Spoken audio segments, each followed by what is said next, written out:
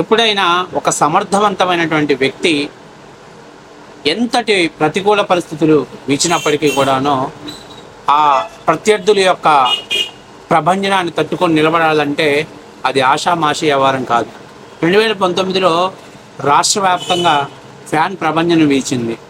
అందులో ఇద్దరు ప్రస్తుతం అంటే వాళ్ళిద్దరి గురించి నేను మాట్లాడుతున్నాను, మంత్రులుగా ఉన్నారు. వాళ్ళిద్దరూ ఆ ఫ్యాన్ ప్రభంజనాన్ని తట్టుకొని భారీ మెజార్టీతో గెలుపొందారు. అందులో రేపల్లె నుంచి అనగాని సత్యప్రసాద్ గారు, అట్లాగే ఉమ్మడి ప్రకాశం జిల్లా అద్దంకి నియోజకవర్గం నుంచి గొట్టిపాటి రవికుమార్ గారు. ఎందుకు గెలిచారు వీళ్ళిద్దరూ? రాష్ట్ర వ్యాప్తంగా వైఎస్ఆర్సీపీ ఫ్యాన్ ప్రభంజనం వేస్తున్న సమయంలో.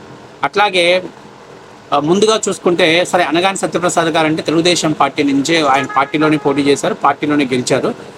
సో అది పక్కన పెట్టేస్తే గొట్టిపాటి రవికుమార్ గారు ఆ రోజు వైఎస్ఆర్సీపీ పార్టీ నుంచి 23 మంది ఎమ్మెల్యేలు పార్టీ మారారు. ఆ 23 మంది ఎమ్మెల్యేలు ఏమా హామీలలో ఫ్యాన్ ప్రభంజనాన్ని తట్టుకొని నిలబడి గెలిచినటువంటి ఏకైక వ్యక్తి గొట్టిపాటి రవికుమార్ గారు.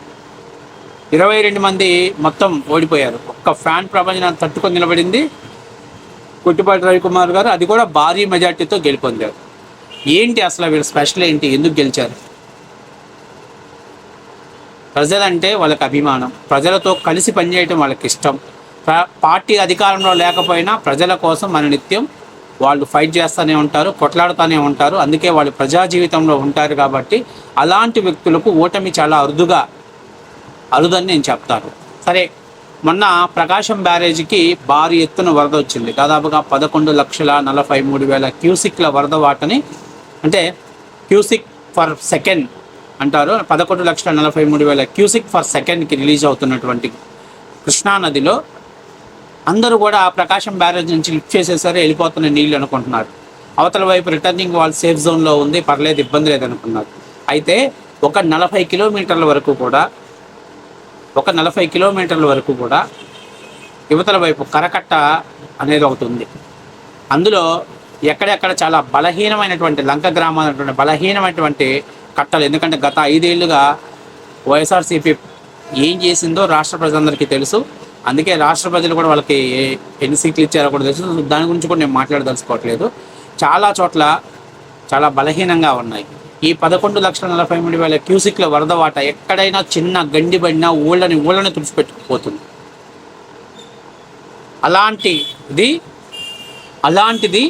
అలాంటి కృష్ణమ్మని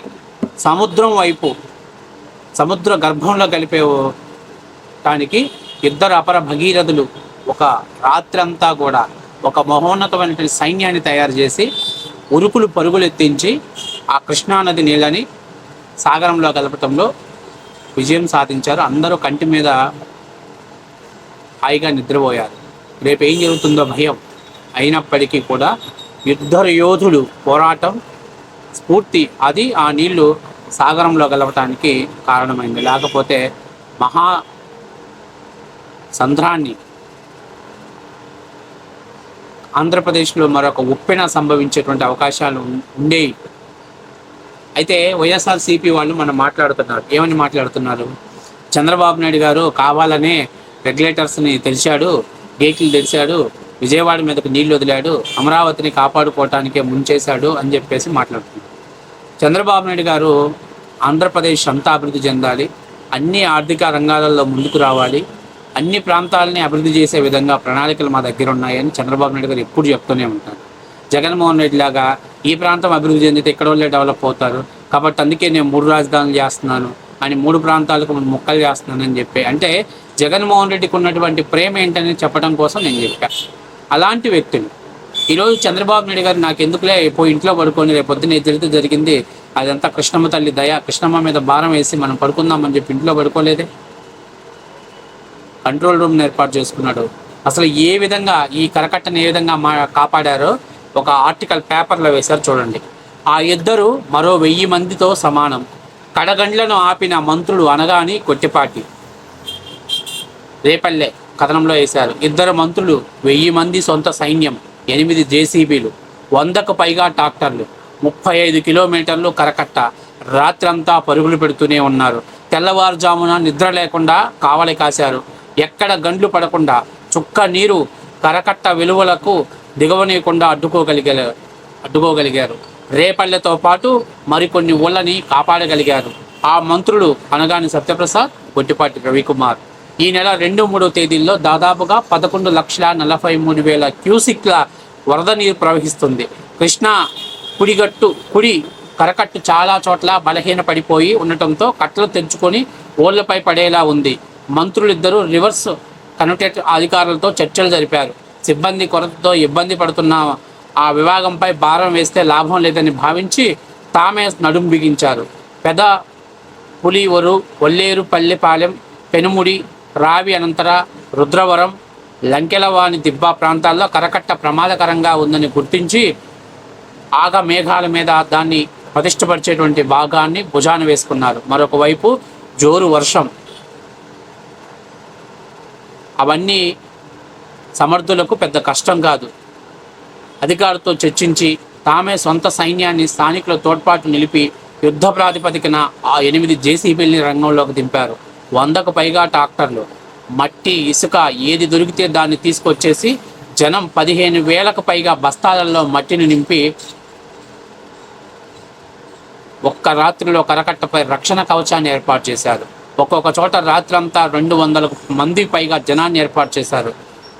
వాళ్ళు రేయింపగలు అదే పనిగా కృషి చేశారు. 2 మంత్రులు ద్విచక్ర వాహనాలతో రాత్రంతా తిరుగుతూ ఉండడంతో అటు జనాలలో ఉత్సాహాన్ని నింపింది. అలాగే మొత్తం సమిష్టి విజయంతో ఈరోజు ఒక పెను ప్రమాదాన్ని తప్పించారు. నేను అడుగుతున్న వైఎస్ఆర్సీపీ జగన్మోహన్ రెడ్డి దగ్గర నుంచి మంత్రులు దాకా ఏ గొట్టంగాడైనా, నేను తప్పేం లేదు, నేను ఎందుకంటే ఇప్పుడు మనం రియల్ ఫ్యాక్ట్స్ మాట్లాడుకోండి, ఏ గొట్టంగాడైనా కనీసం అరే రాష్ట్ర ప్రజలకు మమ్మల్ని గెలిపించారు, మాకు 151 సీట్లు ఇచ్చారు, మేము ప్రజలకు రక్షణ కవచంలా ఉండాలని చెప్పి ఏ గొట్టంగాడైనా కనీసం కృష్ణా కరకట్ట మీద కానీ గోదావరి మీద కానీ ఏ రోజున ఒకడన్నా కాపలా కాశాడా? ఈరోజు నేను చెప్తున్నా, నిజంగా దేవుడు ఇచ్చినటువంటి వరమో లేకపోతే ఆంధ్రప్రదేశ్ ప్రజలు చేసుకున్నటువంటి వరమో చంద్రబాబు నాయుడు లాంటి ఒక వ్యక్తిని ముఖ్యమంత్రిగా చేసుకోవటం, లేకపోతే ఈరోజు దివిసేన ఉప్పెన మించినటువంటి మహోన్నతమైనటువంటి ఉప్పెన మన కళ్ళ ముందు చూడాల్సిన పరిస్థితి ఏర్పడేది. చాలా బాధాకరమైన విషయం. ఊహించుకోకూడదు ఎప్పుడు కూడా. ఎప్పుడైనా ఒకటి గుర్తుపెట్టుకోండి, ఒక సమర్థుడు మాత్రమే సమర్థవంతమైన నిర్ణయాలు తీసుకొని దాన్ని ముందుకు నడుపుతాడు. అసమర్థుడు సమస్యలను వెతుక్కుంటాడు, చేతగానితనాన్ని ఎత్తినేసుకుంటాడు. గత 5 ఏళ్లుగా ఎక్కడైనా కరకట్టను కానీ ఏదైనా ప్రతిష్టపరిచారా? కనీసం ఎక్కడైనా జగన్మోహన్ రెడ్డి ఒక తట్ట మట్టిని తీసి కనీసం ఇదిగో ఈ కృష్ణా కరకట్టను కానీ లేకపోతే చిన్న బుడమేరు లాంటివి, బుడమేరు లాంటి దాన్ని కానీ లేకపోతే తీగలేరు లాంటి వాటిని కానీ మేము కరకట్టను ప్రతిష్టపరుస్తున్నాం అనుకుని ఏం చేశాడా జగన్మోహన్ రెడ్డి? గత 5 ఏళ్ళు ఎక్కడ కనపడితే ఎక్కడ విలువైనటువంటి భూములు ఉంటే వాటిని కబ్జాలు చేసి వాటిని పట్టాలు చేసి వేల కోట్ల రూపాయలు ఒక్క కృష్ణా బుడమేరు డైవర్షన్ ఛానల్స్లో ఉన్నటువంటి కరకట్టనే బఫర్ జోన్స్ని దాదాపుగా 600 కోట్ల రూపాయలకు అమ్ముకున్నటువంటి దుర్మార్గుడు జగన్మోహన్ రెడ్డి. ఇవాళ జగన్మోహన్ రెడ్డి మాట్లాడుతున్నాడు, చంద్రబాబు నాయుడు గారికి ప్రాణాలంటే విలువ లేదు, పోతే పోయేలే ప్రాణాలని చెప్పేసి సడీ చెప్పులు లేకుండా గేట్లు ఎత్తేసారని చెప్పేసి మాట్లాడుతున్నాడు. నిజంగా చంద్రబాబు నాయుడు గారికి అలాగే మంత్రులకి ఆలోచనగా ఉండుంటే ఈరోజు ఈ రకంగా ఇద్దరు రేయింబగలు పరుగులు తీయాల్సిన పనేముందండి? ప్రశాంతంగా పోయి ఎక్కడో కూర్చొని పడుకొని నిద్రపోయి, లేకపోతే హైదరాబాద్ ఆడికి వెళ్ళి పడుకొని నిద్రపోయి రేపు పొద్దున్నే వచ్చి చేయొచ్చు కదా. రేపు పొద్దున్నే వచ్చేసి ఇది వరదలు జరిగినటువంటి మహాప్రమాదం అని చెప్పొచ్చు కదా. ఎందుకంటే వాళ్ళు చంద్రబాబు నాయుడు గారు ఒక్క ప్రాణాన్ని పోగొట్టుకోవడానికి కూడా ఆయన సంసిద్ధంగా లేరు. అలాంటి స్థానాలలో ఉన్నటువంటి అటువంటి మనస్తత్వం ఉన్నటువంటి వ్యక్తులు మంత్రులుగా ఉన్నారు కాబట్టి వాళ్ళ శక్తికి మించి ప్రయత్నం చేశారు. ఇక ప్రకృతితోటి పోరాటం అనేది ఎవరి తరం కాదు. ఒక వరకు ప్రకృతిని మనం నుంచి ప్రొటెక్షన్ చేసుకోగలుగుతాం. ఈరోజు ఇది వాస్తవ విషయం. YSR Congress party social media channels, Paytm channels అందరికీ ఇది కనిపించదు. దీని గురించి మాట్లాడితే వాళ్ళకి పేమెంట్ పడుతుందిగా. జగన్మోహన్ రెడ్డి ముఖ్య లక్ష్యం ఏంటి? వైఎస్ఆర్సీపీ లేకపోవటం వల్లనే ముడమేరు వరదలు రావటం జరిగినాయి. ఆ వరదల్లో ప్రజలు ఇబ్బంది పడినారు అనేటువంటి ఒక మైండ్ సెట్ని ప్రజల్లోకి తీసుకెళ్ళాలి. లేదా చంద్రబాబు నాయుడు గారు చేతకానితనంలో, లేకపోతే చంద్రబాబు నాయుడు గారు ఇల్లు మునిగిపోతుంది అనేటువంటి భయంతో ముంచారు అనేటువంటిది ప్రజల్లోకి తీసుకెళ్ళాలి. కానీ ఒక్కటి మాత్రం నిజం, చంద్రబాబు నాయుడు 100 మంది చచ్చిపోతారు నీ ఇల్లు మునిగిపోవాలా అని అంటే, చంద్రబాబు నాయుడు లాంటి వ్యక్తి నా ఇల్లు మునిగినా పర్వాలేదు కానీ 100 మందిని కాపాడుకుంటాను అనేటువంటి ఒక యోధుడు, ఒక రాజు అతను. నీలాగా సొంత చెల్లెళ్ళిద్దరిని ఇంకా నీ గురించి నేను మాట్లాడదలుచుకోవట్లేదు, ఎందుకంటే నీ మనస్తత్వం ఏంటనేది ఆంధ్రప్రదేశ్ ప్రజలందరికీ కూడా అర్థమైపోయింది. కాబట్టి ఇంకా ఎక్కువ చెప్పటం ద్వారా మిమ్మల్ని హైలైట్ చేసినట్టు అవుతుంది, అంటే మీరు చేసే చెడుతనాన్ని కూడా హైలైట్ చేసినట్టు అవుతుంది. కానీ ఒకటి మాత్రం నిజం, మా కొట్టిపాటి రమణ గారు అలాగే అనగాని సత్యప్రసాద్ గారు నిజంగా ఈరోజు కొన్ని వందల మంది కడుపు కోతని గురి కాకుండా కాపాడారు. అలాగే కొన్ని వేల మంది నిరాశ్రయాలు కాకుండా, నిర్భాగ్యులుగా, అనాథలు కాకుండా కాపాడగలిగారు. నిజంగా మీలాంటి వాళ్ళు మాత్రం రాజకీయాలలో చాలా అరుదు. తప్పనిసరిగా ప్రజలు మీరు చేసిన సేవలు ఎప్పటికీ గుర్తిస్తారు. మీరు ఓటమి ఎరగని రాజకీయ దురంధరులాగే రాజకీయాల్లోంచి నిష్క్రమిస్తారని మనస్ఫూర్తిగా కోరుకుంటున్నాను.